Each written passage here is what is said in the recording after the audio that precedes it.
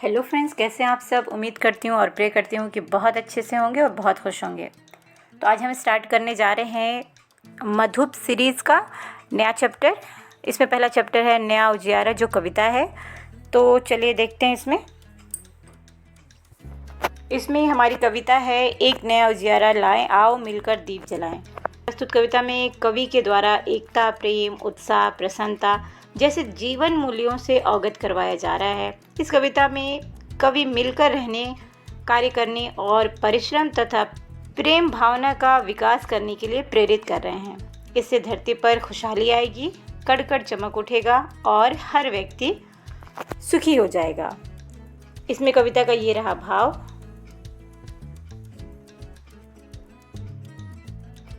अब देख लेते हैं बोध प्रश्न।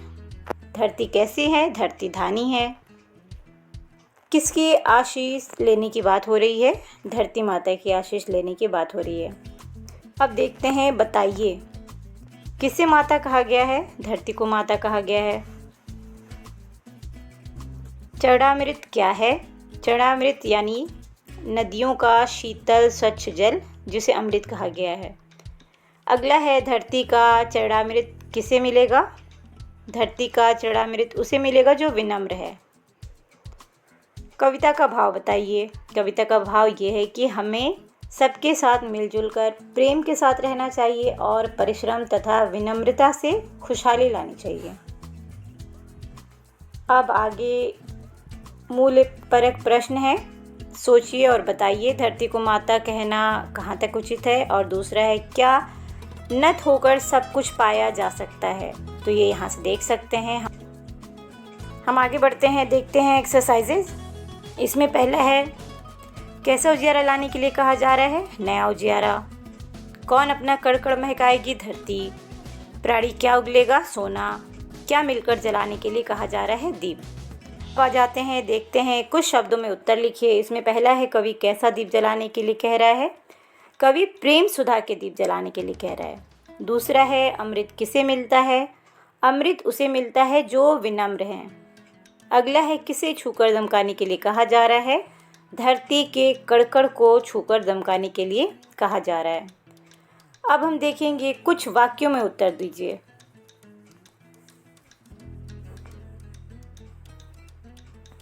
तो इसमें पहला देख लेते हैं, प्रेम सुधा का दीप जलाने से क्या होगा? तो लिखेंगे, प्रेम सुधा का दीप जलाने से अर्थात मिलजुल कर रहने से है। मिलजुल कर कार्य करने पर कार्य आसानी से और सफलतापूर्वक होगा, जो हमारे विकास में सहायक होगा। दूसरा है, वसुधा आंचल लहराएगी का क्या अर्थ है?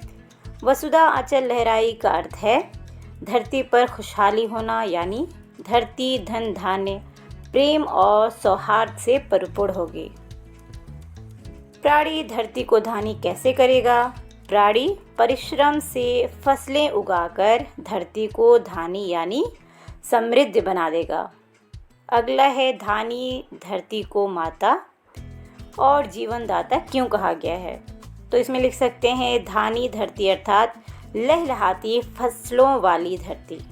जब धरती पर फसलें लहराएंगी तभी हमें खाने के लिए अन्न, फल और सब्जियां मिलेंगी।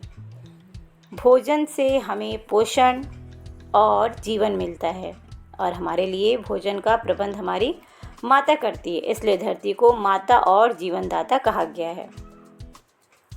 अब आगे बढ़ जाते हैं और देख लेते हैं अभ्यास कार्य। इसमें पहला है, इन शब्दों के समानार्थक शब्द लिखिए। जिसमें पहला है, प्रेम क्या हो जाएगा? प्यार। मस्तक का माथा, सोना का कनक या स्वर्ण, वसुधा का धरती, दीप का दिया, आशीष का आशीर्वाद। उसके बाद है, इनसे दो दो शब्द पाठ से चुनकर लिखिए। तो ये रेफ पदेन वाले शब्द लिखने हैं, तो लिख देंगे हर्षित, गर्वित, और इसमें लिखेंगे चरणामृत, अमृत, प्रेम और प्राणी। आगे है, प्रत्येक पंक्ति से संज्ञा शब्द चुनकर लिखिए। तो नया वसुधा होगा अपना, तो नया हो गया एडजेक्टिव, वसुधा हो गया संज्ञा, तो यहाँ लिख दिए। अगला है, आंचल लहराएगी सबको आओ, तो इसमें आंचल जो है संज्ञा है। इसका छूकर अमृत धानी, इसमें जो संज्ञा शब्द है वो है अमृत। मिले उसे मस्तक नत, तो जो मस्तक शब्द है वो होगा संज्ञा, तो यहाँ लिख लेंगे। आगे देखते हैं। इसमें है सब्जेक्ट इनरिचमेंट एक्टिविटी, तो इसको आपको खुद से करना है, यहाँ से देख लेंगे। अब हम देखते हैं शब्द अर्थ। अब देख लेते हैं शब्द अर्थ। इसमें पहला शब्द है उजियारा, मतलब होगा उजाला। हर्षित का मतलब प्रसन्न। धानी का मतलब, यहाँ पे ये गलत दिया हुआ है, धानी का मतलब होता है हल्का हरा रंग, केसरिया रंग जो दिया है ये गलत है। मस्तक मतलब माथा या सिर। प्रेम मतलब प्यार। प्राणी मतलब मनुष्य। आशीष मतलब आशीर्वाद। और नत मतलब झुकना। तो उम्मीद करती हूँ कि इस वीडियो से आपको शब्द अर्थ, प्रश्नोत्तर और अभ्यास कार्य करने में हेल्प मिलेगी, मदद मिलेगी। अगर आपको ये वीडियो पसंद आती है तो आप इस वीडियो को लाइक कर सकते हैं। मिलेंगे अगले वीडियो में अगले चैप्टर के साथ। तब तक के लिए पढ़ते रहिए, आगे बढ़ते रहिए। अलविदा।